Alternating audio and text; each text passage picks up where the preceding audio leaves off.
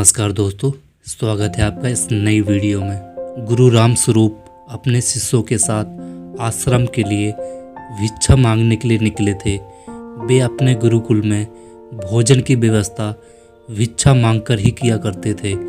जब वे एक कस्बे से दूसरे कस्बे की ओर जा रहे थे, रास्ते में खेत फसलें मिलने लगी।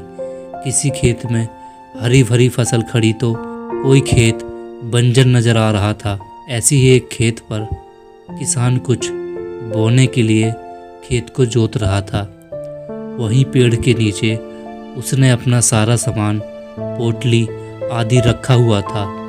गुरु राम स्वरूप के शिष्यों में एक शिष्य शरारती था। वो अपने शरारती स्वभाव के कारण किसान की रखी हुई पोटली उठा लाया।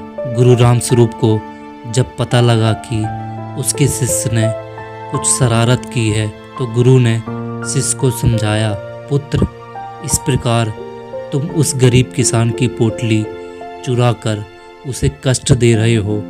यह काम तुम्हें शोभा नहीं देता। तुम उस किसान को दुखी करके अपने ईश्वर को दुखी करोगे।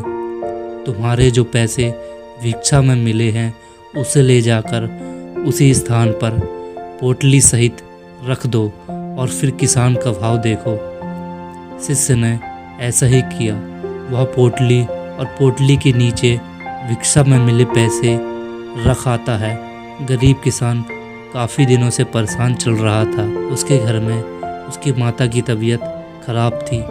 दवाई के लिए भी कुछ इंतजाम नहीं हो पा रहा था। जब किसान खेत का काम निपटा कर बैठा और उसने अपनी पोटली उठाकर देखी, तो उसके नीचे कुछ पैसे थे।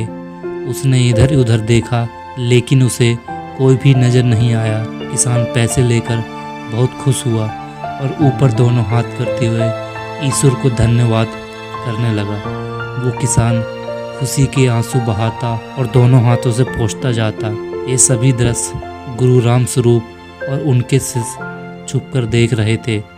दोस्तों, हमें इस कहानी से बहुत कुछ सीखने को मिला।